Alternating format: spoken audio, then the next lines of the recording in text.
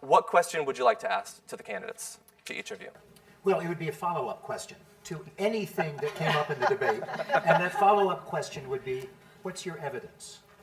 I'd like to know whether they can tell us how they're going to make science an important part of the decisions they make. And secondly, how they're thinking about the future of the scientific enterprise. That's how we get change in this country, is when the public demands it.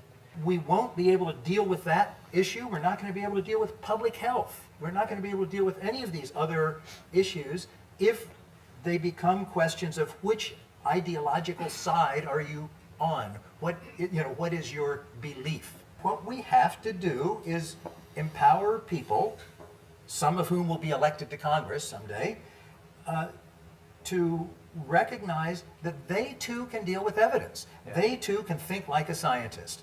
They too can build a reverence for evidence and how it's collected and how it's curated. But every congressman should have scientists in their office. Yep. You're not rewarded for doing science that's relevant to struggling poor people in sub-Saharan Africa, as much as you're rewarded for getting a paper in a high-impact journal about some new frontier thing that you got figured out. Yeah.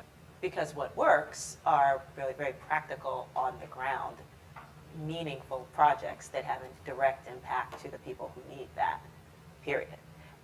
So we have a question from Michael Halpern, the Union of Concerned Scientists.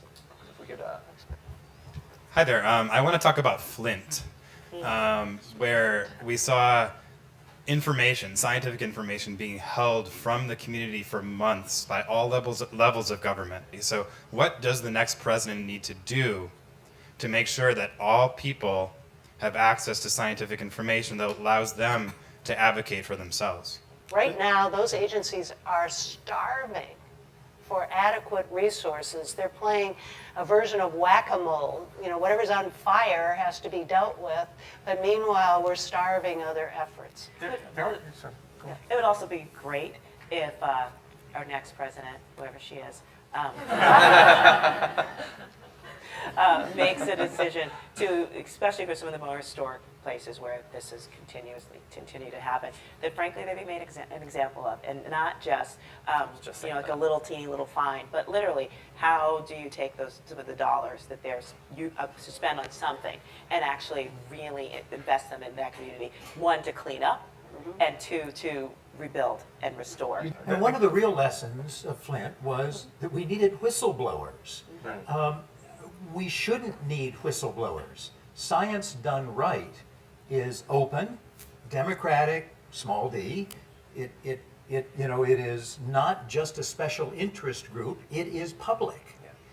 It has to be public to be done right. And ultimately, even as if corporations or selfish or arrogant scientists try to bottle it up, ultimately the truth comes out. It comes out sooner if the high standards of good science are observed all along. And so a scientist who works for a regulatory agency, let's say the Michigan Environmental Protection Agency, would be allowed to speak.